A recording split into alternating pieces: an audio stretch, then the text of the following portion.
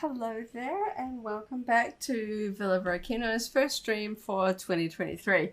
We are going to be playing some SWTOR and talking about Bad Batch. Hey everybody.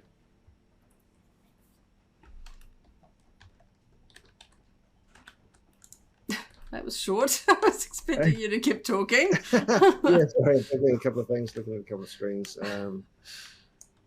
Yeah, just adjusting a few things and making sure we're good to go. We're on our planet.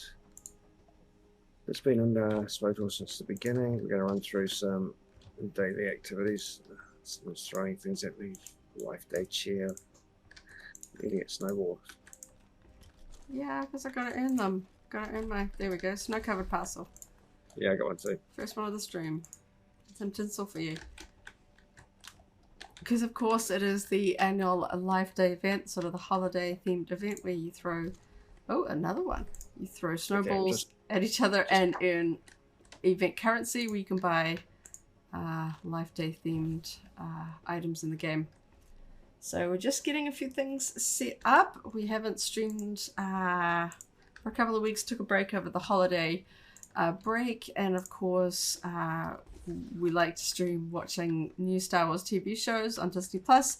And since Andor wrapped up, we took a break over the holiday season. It sort of worked out well for us to take a break over Christmas and New Year because there wasn't any new Star Wars shows to stream to, so now we're back into it, getting a few things set up. You good to go?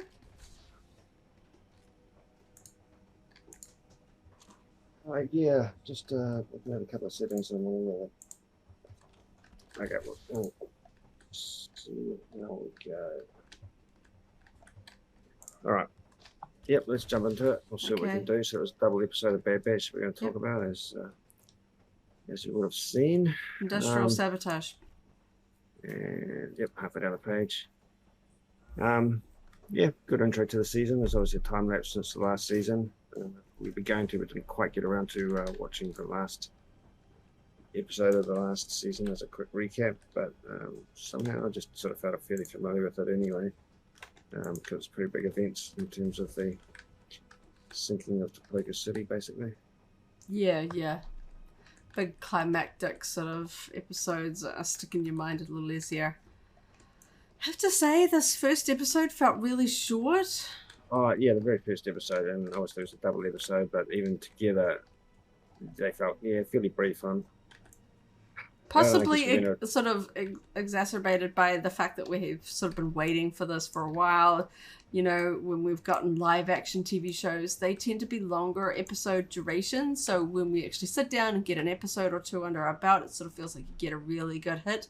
When these ones are 24-ish minutes, even stacked together, it still feels short. So I think they are pretty short. I think that's 24 minutes end to end. So once you subtract out credits, we're getting something that is shorter than a old-fashioned broadcast half hour. Yeah.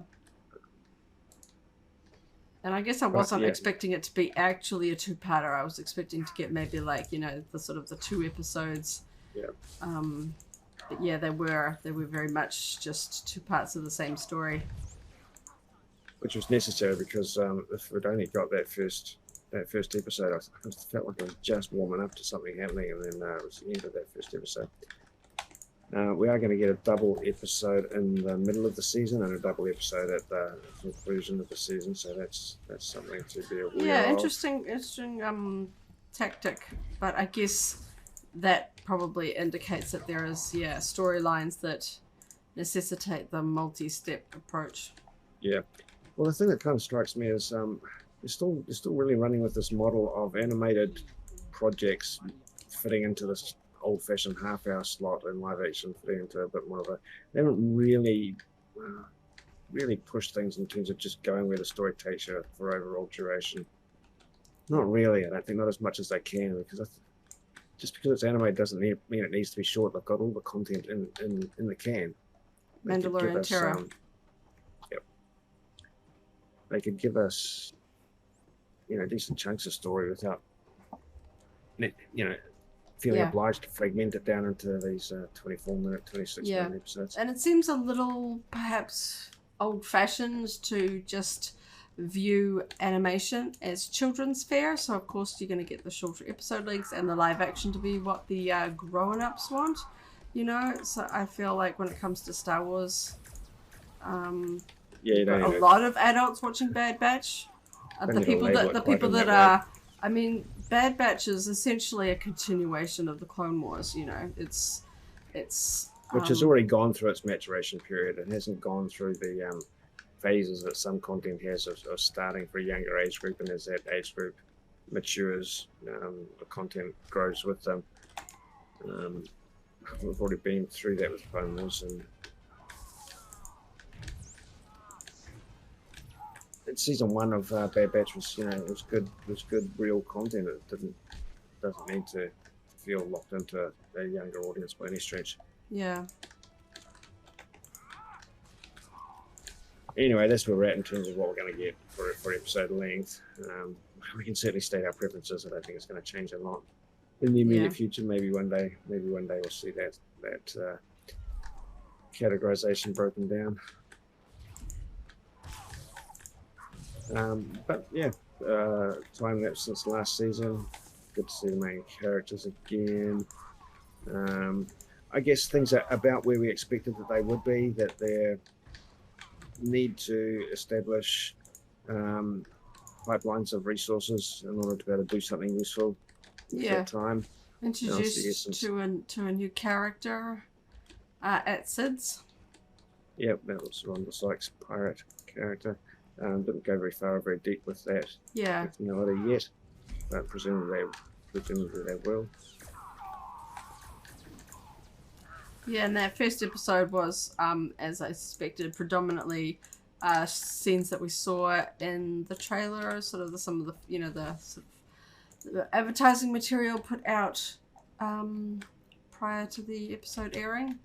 So it wasn't, you know, deep or spoilery what they showed us. It was fun. David's just joined us in chat. Hey David, thanks for joining in. Happy New Year and welcome back to Star Wars chat. Yeah. Good to be back to Star Wars content. Yeah, it's kind of fun ringing in the new year with new Star Wars content straight away. Yeah, I know. I mean, I knew what the date was, but sort of with the holiday period and time being a little bit warped in terms of usual routines, the late December, early January kind of just disappeared, and here we are with sort of Bad Batch online and Mando season 3 not far off. Yeah, sort of flew into the new year pretty quickly. I was like, sort of, you almost lose track of the days, and I was like, oh my gosh, it's Bad Batch tonight. Yeah, I think a few people might have slipped their mind. First day back to work for some, others still on holiday until next week. Yeah.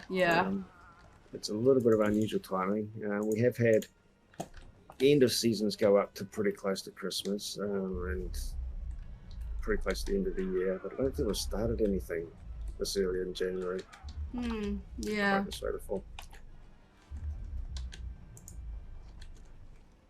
So yeah, an episode without a lot of surprises, just a bit of scene setting, sort of bedding down the fact that time has passed and this is where they are at. Kind of was hoping to start to see Stormtroopers a bit more, but we're still seeing the tail end. I think we saw Crosshair. No Crosshair. No. Yeah. We saw obviously right at the end Rampart coming into play, but not Crosshair. Yeah, which I thought was interesting. So yeah. We had some sort of dramatic moments with him in the season finale. Let's go to hit them where they live. So he's going to be a standalone story arc in his own right at some point, I would assume. And we'll get to that. To be honest, I haven't looked at the trailer in the immediate past. I can't really start to break down what to expect from this season. Yeah, sometimes it's sort of, I know everyone has their own balance as to how many sort of trailers and potential spoilers do they want going into a show. Sometimes I feel like I want to watch the trailers like just before I start watching it, and other times I'm like, you know what, I've kind of forgotten what's in the trailer, and that's probably a good thing. I won't go back and watch it, just in case you start to sort of notice things and go, oh yeah, I wonder where we're going to see that and that and that. So I don't know that I'll go back and watch the trailer. I don't know. I think we'll just take these episodes as they come at this point. Yeah. Now we're already into the pattern. Interesting that they chose Count Dooku's home planet. Yeah. As a bit of an Imperial occupied territory to have an encounter on. Not sure of the future significance of that. They left the planet. On the whole, Rampart was still there at the last point, but Bad Batch were all on the Marauder shuttle and making their way out. So I don't know. That feels like there's got to be some story there. Yeah, well, it sort of felt like it was really reminding, sort of getting back into it, going, yes, this is after the prequels. This is sort of the fallout, the bits and pieces that is happening around the galaxy after the Empire has come into power and stuff like that. You know, the fact that, giving us a bit more, yeah, just sort of scene setting. Did you see the Imperial symbol anywhere? Did you see the cog on the gunships at all? Not that I recall. It was weird sort of seeing gunships in the context of the Empire. I remember thinking, I was like, oh, Republic gunship, and then I was like, oh, nope, it's an Imperial gunship now. As well, wasn't it? So yeah. No stormtroopers, just phase 2. They are still clone troopers. Yeah.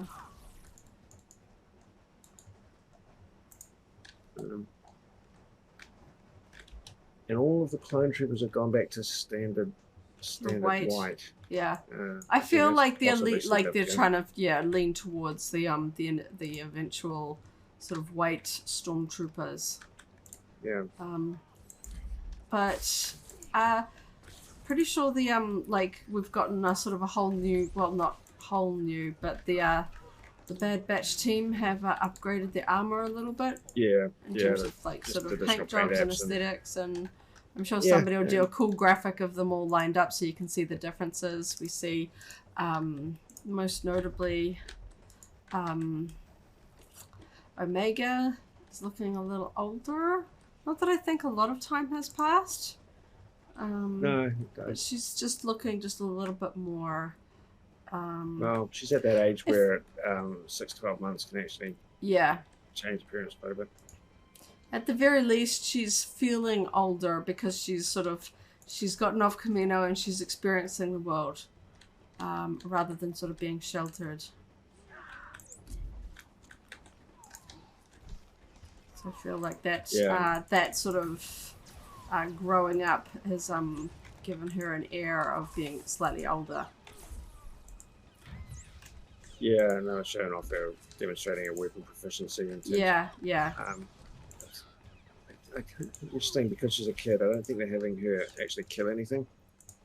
Yeah. At one point, she was every time she shot one of those giant crabs, it pretty much just put it into a defensive mode with its claws in front of its face. Which one are we doing at the moment? This is Justice for the Lost. You still need it. Yep. Yeah, still looking for codes. Yeah, so like I say, scene setting on the episode, a little bit of a moment between at the end, was it Amiga and Echo? Was it Echo that said that he would do it all again? Think so. I was trying to sort of take a few notes and things, but yeah. One small note, looks like Echo's got a full red Under Armour suit and bodysuit and glove, which is just a little bit of a variation as well as the armour variations. I like the fact that they've changed the armour up a little bit. It does make sense for someone who's breaking away, because there are constraints placed on you in terms of what you can do for comfort and personal preferences, Yeah. even though they are a specialist squad. Yeah, and like their sort of their vibe has always been one of sort of individualism. Independence, yeah. So yeah, But because they're they are all fully broken free. They're all quite different to a standard clone, and I feel like they're really embracing. They're not even having to follow orders. They're actually, not only are they sort of unique to other clones, but they've got their ability to make decisions and choices themselves, and they're choosing to decorate their armor to sort of, you know, make them feel like they're more in control of their fate and themselves, I think, which I like to see. Yeah, well, it gives me a bit of sort of a in Rebels, like Sabine would often be changing her armor up each season and stuff like that. Okay, got it now. Cool. So out of this season, I think the things I'm really hoping for is because there's a finite amount we can talk about in terms of what we actually saw. I'm really hoping that we do see them helping other clones. I hope that they really use that as a bit of a storyline, helping other clones and helping other communities that have been impacted by the Empire thing. I think the latter is probably a very likely one, but what clones we might encounter is open-ended, but there's some fun opportunities there. Well, yes, this was the trailer that revealed Cody, I believe it was. Yeah. Sorry, not to give too many spoilers, but he was like the big thing that I think people really took from the trailer that was shown. Yep, you're right. So yeah, because he was certainly one of the most prominent clones we see in the sort of the Order 66 montage. And have company. You know, with Obi-Wan and stuff like that. So he's certainly one that is going to be like an interesting counterpoint. You know, he was the good soldier follows orders type thing, you know, turning on Obi-Wan, and how his world might be now that, you know, the Republic is the Empire and stuff like that. So I think that'll be really interesting. And I think we do the general vibe that I get from the Bad Batch as a whole is basically how do these clones sort of make peace with their purpose in life, and they seem to be torn between, do they just go off and have lives, or do they kind of commit to the cause of helping other clones, you know, like that is their purpose, that they've sort of given this chance and they have to do good or something like that.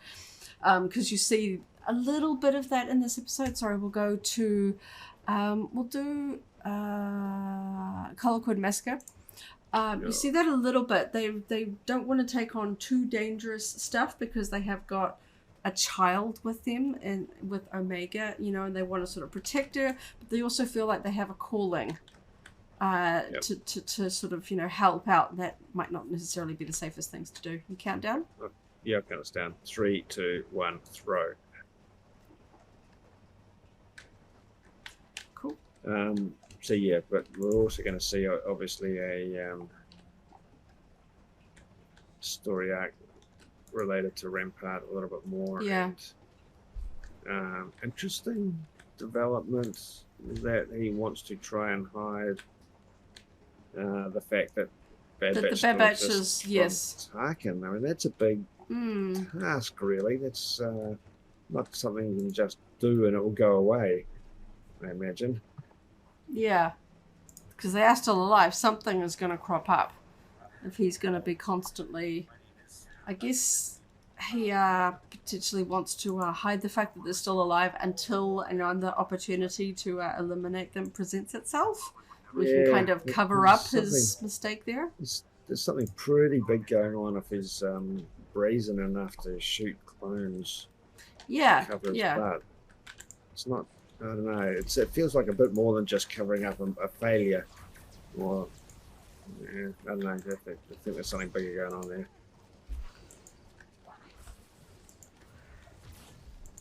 Yeah, there's a lot of sort of interesting stories that the showrunners can spin about the sort of early days of the Empire and stuff like that. So I'm looking forward to seeing what sort of interesting viewpoints that they can bring out.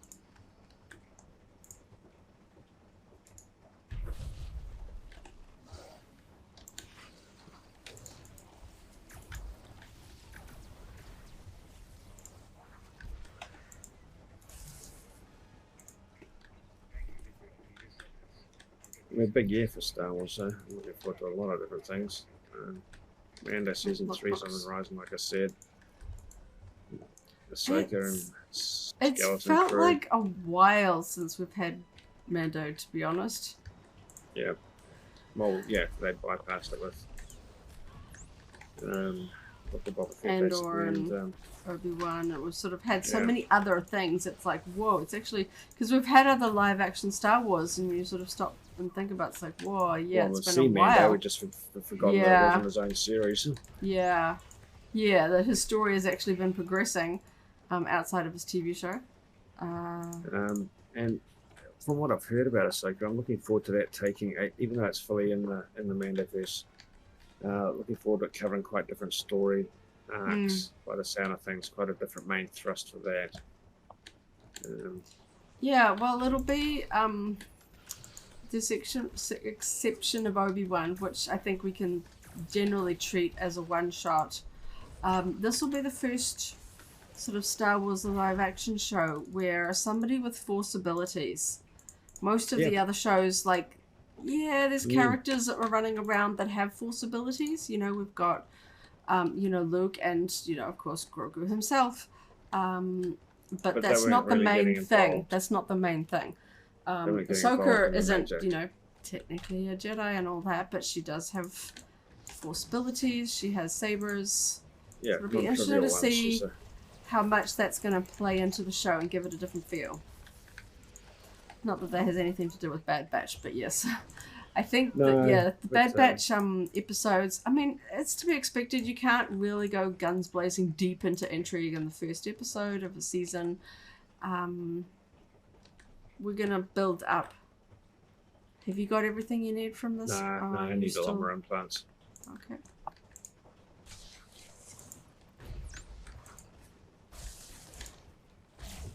Oh, and I'm not throwing snowballs either. Forgetting.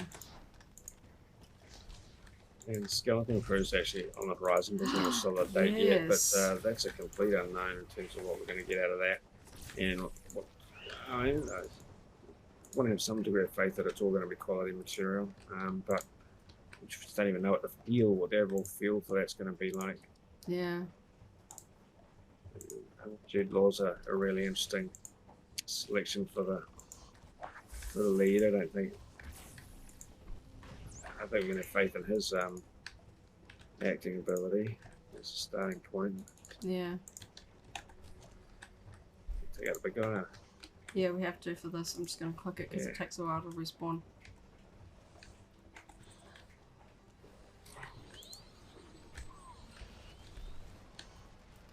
The snow-covered parcel.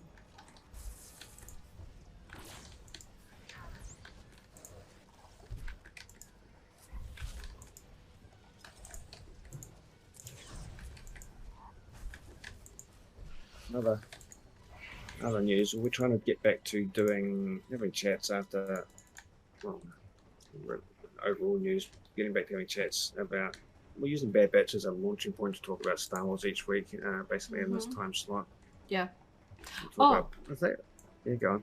Sorry, the other thing that I thought was fun in the second episode, the sort of older local that they come across is voiced by Hector, I'm not sure quite how to pronounce his last name, Elizondo, who some people might recognize as from Pretty Woman and Princess Diaries, and other films like Valentine's Day and stuff like that. I thought it was really fun. I didn't actually catch his voice. Like, I was like, this will be somebody interesting. Yeah, I figured it would be. But then when I saw the name in the credits, I was like, oh my gosh, I'm pretty sure that is who I think it is. Looked it up, and sure enough, I was like, that's kind of fun. I know that feels like the sort of guy that's been around forever and has probably got a huge filmography. Yeah. It's always fun when they get these random sort of guest stars to come in and just voice people, just a one shot, sort of adding some interesting people to the Star Wars galaxy of voice actors and guest stars and things. So I always think that's fun. Probably aggro one of these coming through here. Let's see how I go. Ooh.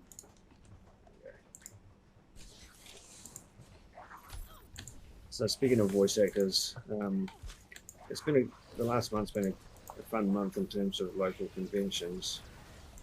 I think it's notable that this year we were slated to have 6 Armageddon conventions around New Zealand. Last year. Last year, yeah. We ended up only getting 5 because of all the ones to be cancelled. It was the big one, Auckland. But I'm hopeful that we will get 6 next year because we are getting 2 in Auckland, or hopefully getting 2 in Auckland. 5 of the events have been confirmed. Labour weekend, Auckland one, because it's a little bit further out, is penciled in on the schedule. But the point I'm trying to get to is the voice actors showing up at Armageddon conventions as well as potentially live action actors. It was fun to see Liam McIntyre at Christchurch recently, because he was a bit of a stealth Star Wars guest. It wasn't really emphasised, but he did. No. He's played at least a couple of different Star Wars characters. Commander Pyre in the Rebels animated series, and Resistance animated series, and one of the main opponents in the Jedi Fallen Order video game. Yeah. He's an avid game player himself. I just talk about having to come up against his own character. Yeah. So it's fun to meet him and talk Star Wars a couple of weeks back now. Yeah. At the Christchurch convention. That was fun. He's Australian, so it's always kind of fun. I know, there's like a friendly rivalry between Australia and New Zealand, but I'm always like excited when, so the locals kind of get involved in Star Wars. It's kind of fun, to have Australians and New Zealanders get in there. So yeah, we had fun talking to him and went to his panel. It was good. But yeah, not exactly advertised as being a Star Wars guest, and most people probably wouldn't have been aware of that. We always like to look up actors to see if there's like something that particularly with so much voice work these days, video games and that, we're like, well, some of these people that are very famous for a particular franchise have often done work in Star Wars, so we always like to double check, see if there's something that perhaps we know them from. Oh, you really got to. I mean, even in this game there's a ton of random people that contributed voice work to main characters and secondary characters in games like this.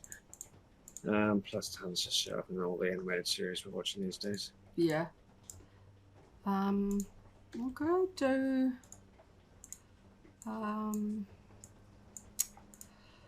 target of opportunity. Yeah, sure.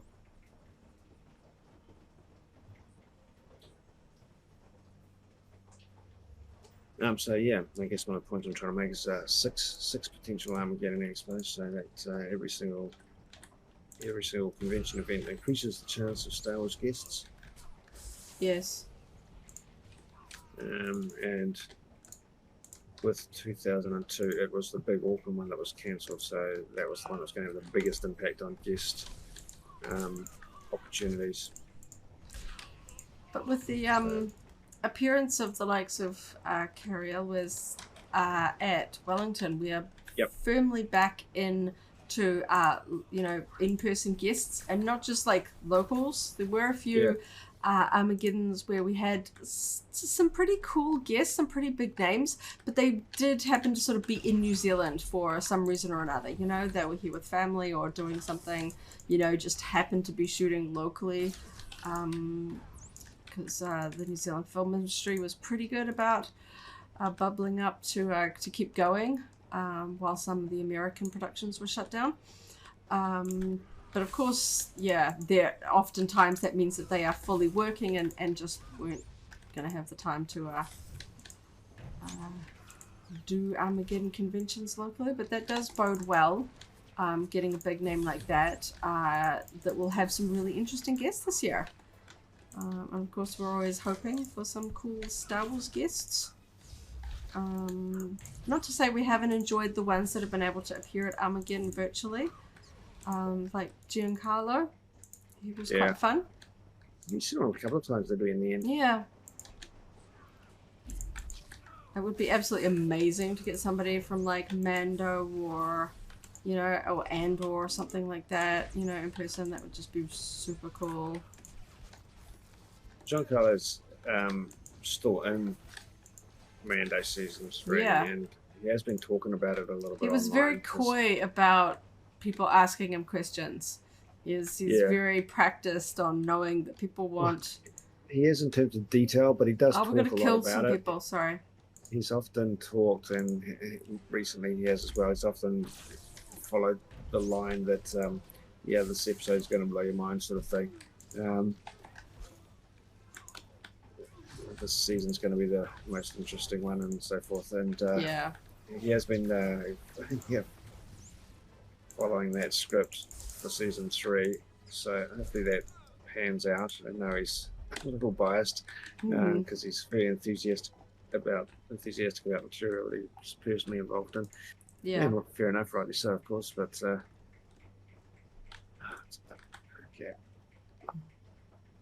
it's fun that we've seen him a couple of times remotely at local conventions, that he'll be visible in the upcoming season.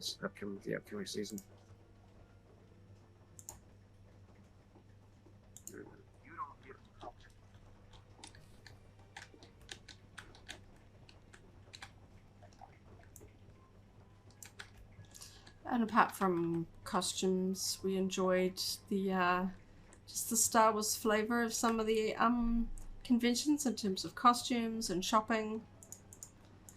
Some years it's been a little bit light on the ground, but I feel like certainly with the Disney Plus era of shows, there's been a sort of an increase. Certainly seeing it in just the sheer number of, I mean, the 501st and sort of the fan clubs have always had a good presence at Armageddon, but I feel like there's been a marked fan increase in costumes and just sort of people wearing t-shirts and things like that. I put the costume gallery up on the SWTOR YouTube channel, so not the one we usually put this up on, but over on the SWTOR YouTube channel, and it's a lot of fun seeing the creativity.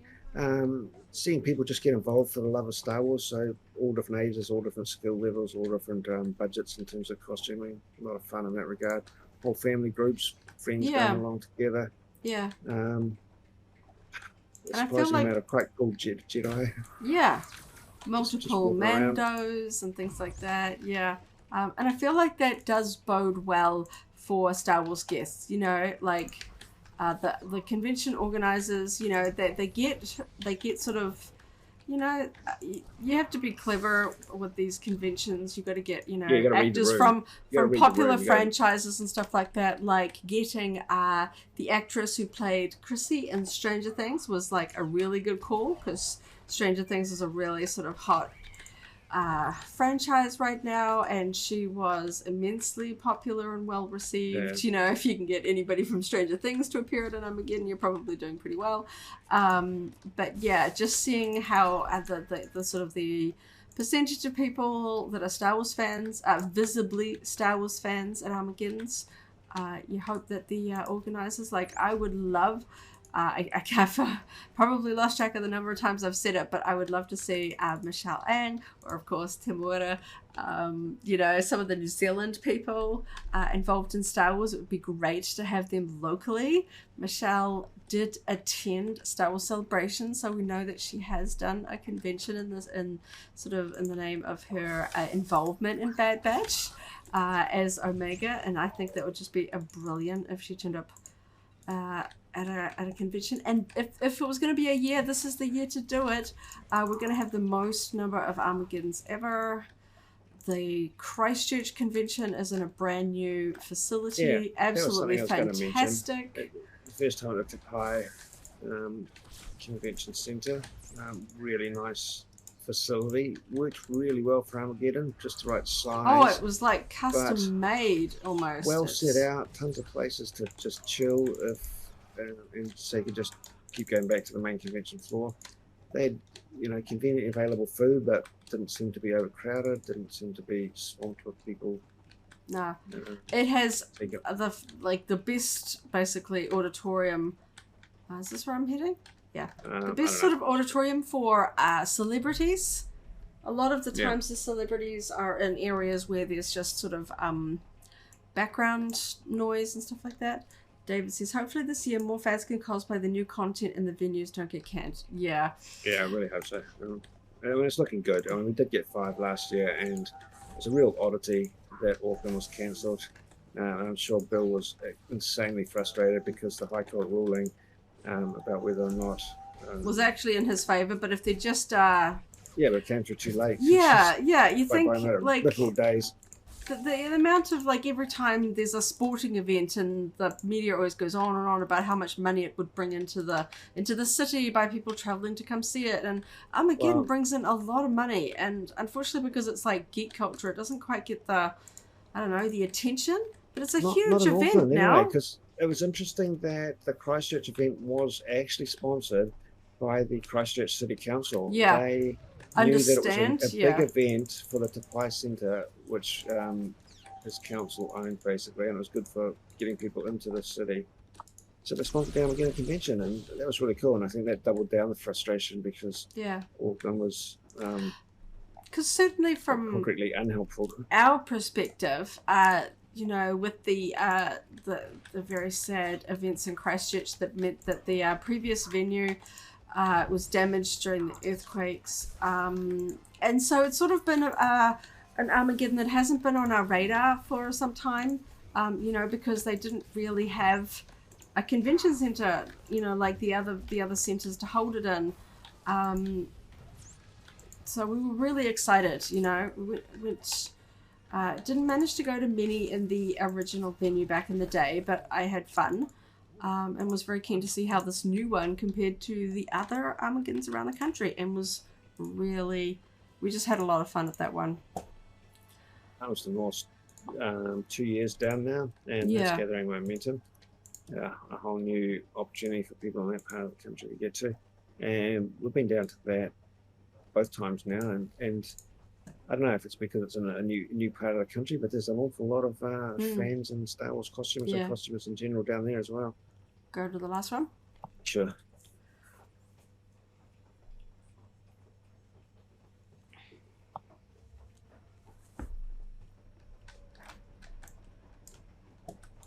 So yeah, last year really did have sort of like a different feel for us, sort of getting out to more Armageddons around the country. You know, with sort of not that every Star Wars fan has the opportunity to travel overseas to the big sort of American and international conventions.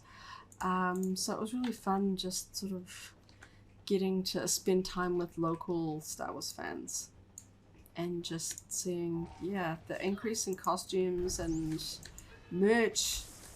One of our particular highlights was an antique store that we had seen at Auckland, but they were also at Wellington, and they had a whole wall of Star Wars stuff for sale at some pretty good prices.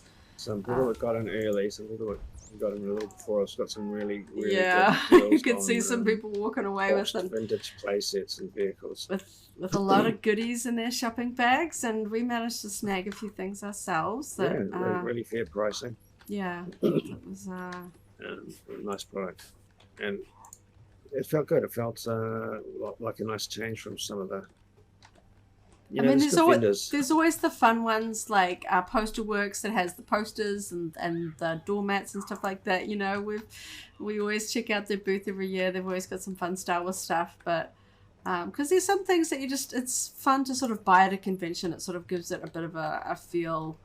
A lot of the Armageddons I sort of remember by the merchandise or bits and pieces that we picked up at that particular convention. Obviously, we weren't really going to be buying doormats and carry them home on the plane. So it was fun checking out a few other booths. You know, newer vendors, people in the artist alley that don't necessarily make it up to the Auckland events. So it was really fun getting to see the Star Wars fandom in other parts of the country. I'm looking forward to repeating it all this year.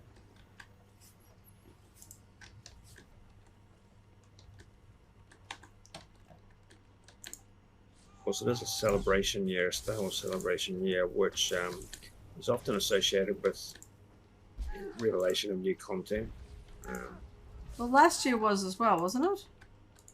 Yeah. I mean, there's events that are often tied into new material being revealed, but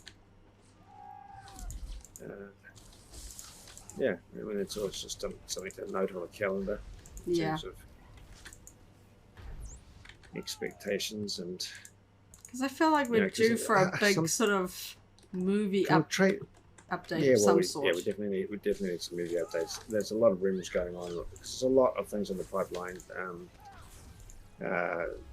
Damon Lindelof, Sean Levy from Stranger Things. They've got projects that are definitely in the works. And Type is still on the cards, although probably down the line a little bit. Yeah, getting something solid about one of those in terms of dates, timelines, production timelines would be great.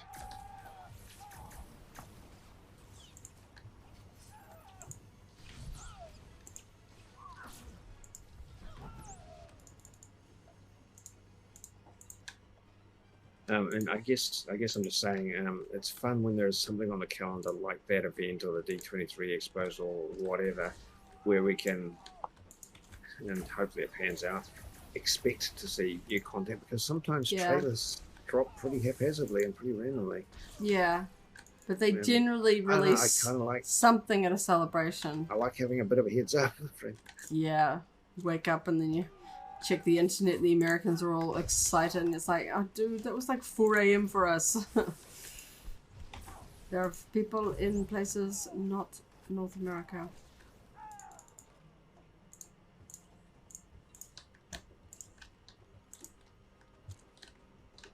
Five out of 8 for the.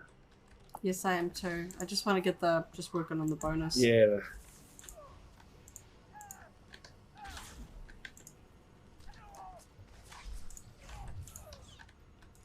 Intermittently remembering my snow-covered parcels.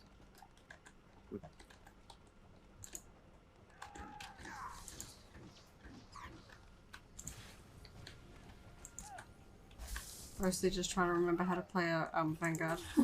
Felt like playing a trooper class after tonight's episode. Yeah. But this is not my main, so a little bit clumsy with my fighting. But having fun.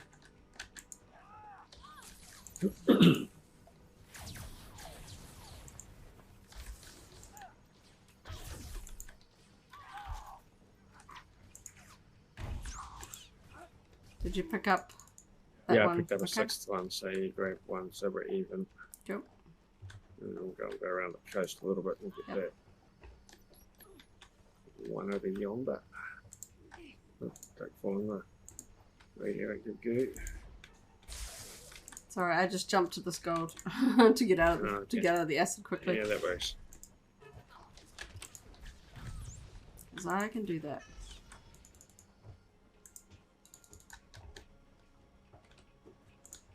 So yeah, I guess at the start of the year, it always kind of makes one think about the bits and pieces that you sort of want to achieve in this year, you know, New Year's resolutions and all that. Even if you don't necessarily follow in that, as a Star Wars fan, you can kind of think about the things that we hope to see this year in terms of either official content, collectibles, things that you want to accomplish. Well, is there a costume on your list? Is there like, you know, an Armageddon guest, you know, like all sorts of things, you know, is there a, you know, people always talk about what is the TV show that you're the most excited about coming out and all that kind of stuff. Oh, we just need one more. I'll come over here. It was good seeing the Mortar shuttle on screen again, because I'm looking forward to the Micro Galaxy Squadron version of that being available in New Zealand. It's out in North America, frustratingly. No one likely got it just yet. I guess they might be waiting for well, I'm hoping Boxing Day and New Year's sales to be able to clear, well, also to clear a little bit of stock out. I feel like, that often stockists want to get rid of current stock, and there is still a little bit of the Micro Galaxy Squadron. The first wave. Such a long name. The first wave. around. Might want to just clear a little bit more of that out. Like you say, wait for the New Year's sales to sort of clear out and then put new stock out. And also just the cliched supply chain issues where things are simply slow to get to New Zealand. We've certainly noticed that with the mail. The local couriers are still kind of catching up with the bits and pieces that were sort of ordered or shipped, or just the general mail influx that happens over the Christmas shopping, you know, when people try and order everything and then you've just got the regular mail on top of that.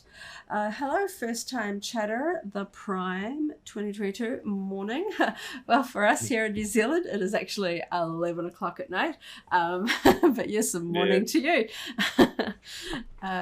Yeah, we're just chatting about the most recent episode of the Bad Batch and things in the general Star Wars arena that we're very excited for in this new year 2023. Yeah, I don't actually know, like, of course I'm super excited about The Mandalorian and seeing where that really goes, and apart from that I'm just kind of sort of sitting back and I guess not getting too anxious or just sort of directing my hopes and dreams too much on any of the other sort of Star Wars content. Of course, we play SWTOR a lot. There's always fun things going on in this game that we're excited about. I'm still working on my roster and Galaxy of Heroes. I still play that daily. That's an exciting game. Making some really good progress in that one, adding a few of the galactic heroes to my roster, the Galactic Legends. Very excited. I just got the general, the Kenobi one. Just about to get his special ability unlocked, which is a very big sort of milestone for me. You'll have to put some of that content on the Valorria YouTube channel at some point, and we'll get it streaming off your iPad as well at some point, just for a little bit of a rundown of some of your characters or something. Yeah. Now, can you do Zerka on that character? Yes, I can. Yeah, we'll do Zerka that very quickly. Yep. Yeah. Yeah, Zerka just unlocks based on level. I think as you hit 55, it unlocks for everybody, so it's a good one to knock out. You've still got a few people that you're leveling up to in game, aren't you? Yes. Yeah. Right. Didn't get quite as much leveling during the XP boost that was on recently. Obviously the holiday season's always a busy time for everyone. Didn't get quite as much logging in as we hoped we would, but still made use of the half off unlocks.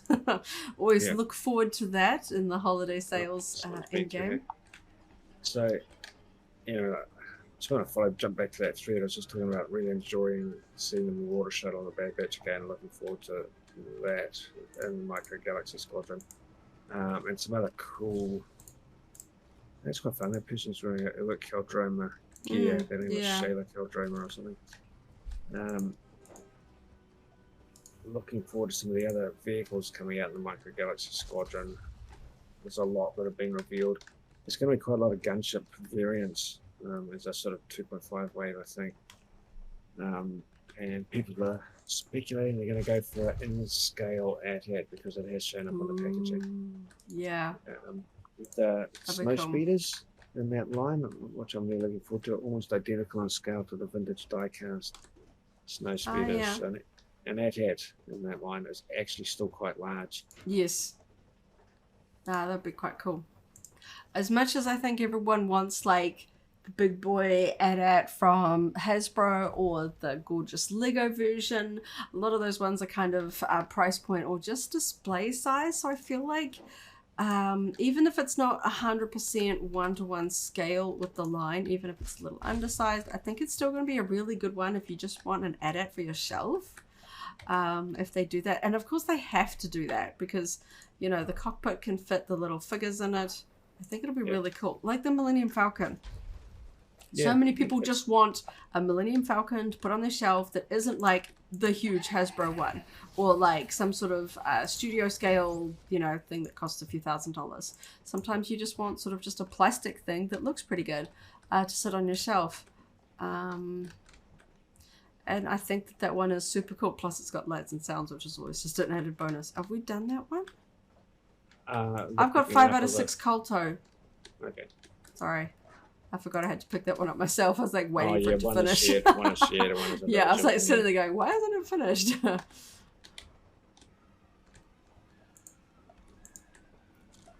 I'm going to go down and check the room. I can see the crafting materials on it.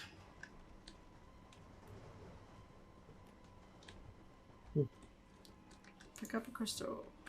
Yeah, you can go collect stuff. I'll sort this guy out. Okay. Here's some snowballs. My girl is actually still leveling her crafting. She's still a noob.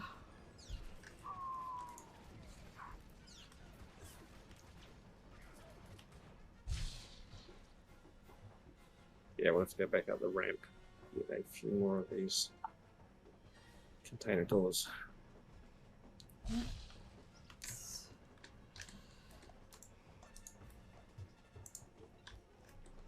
Sorry, I'm just very quickly checking something.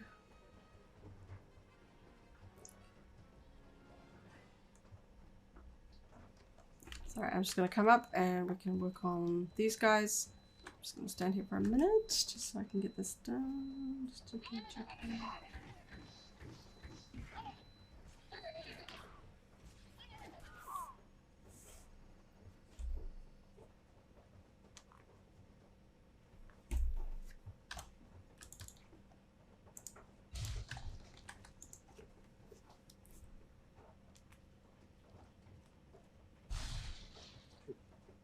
Lucky fingers.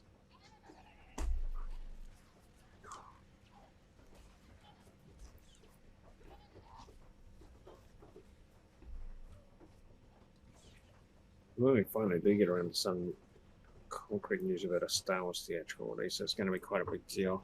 It's been such a long time now. Yeah. And just knowing, just knowing what era it's going to be set in, what connections it may have to existing stories or lack thereof.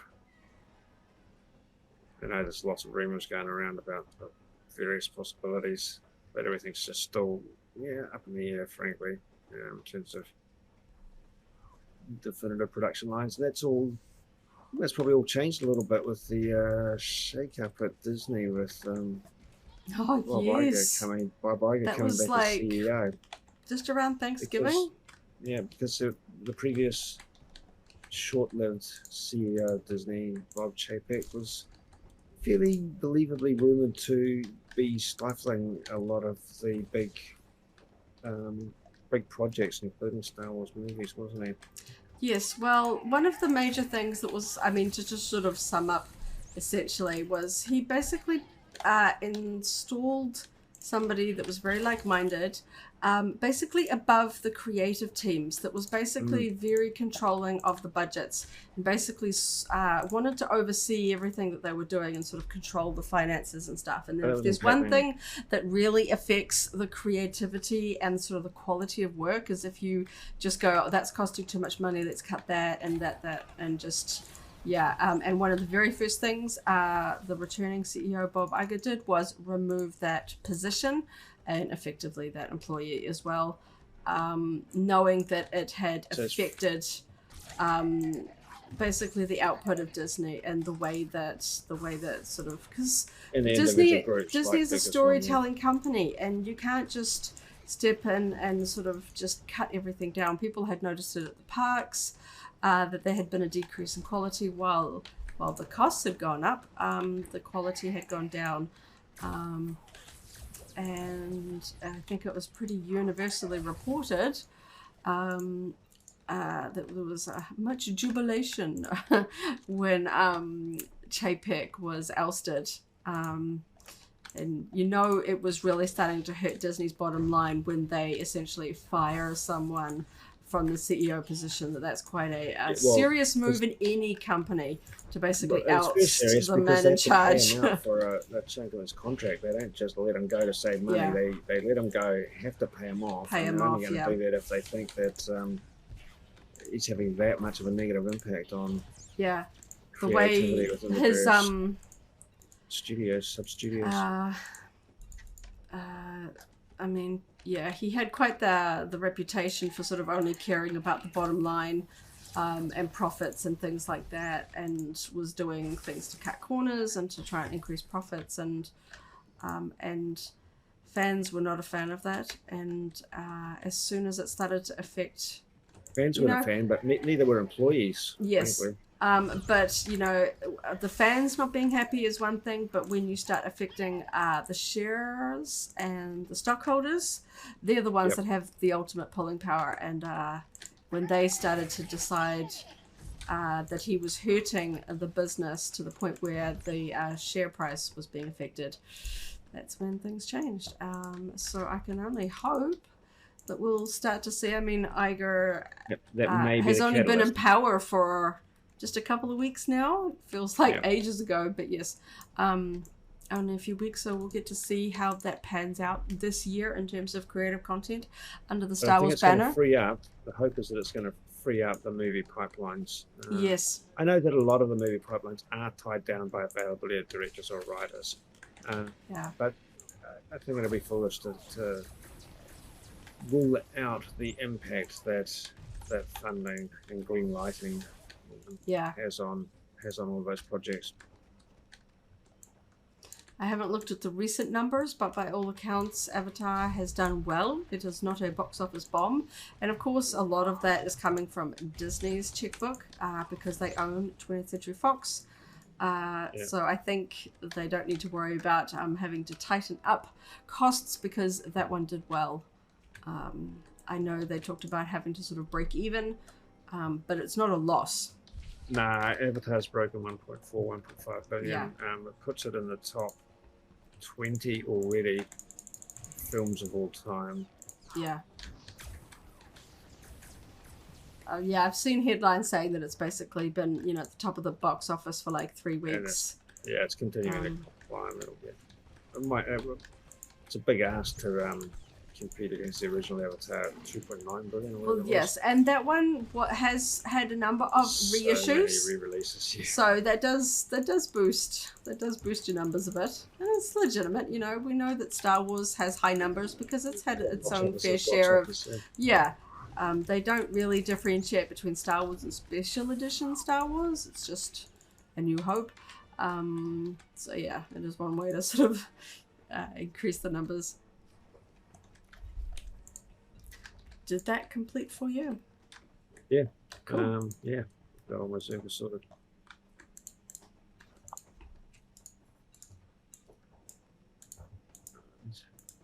Well,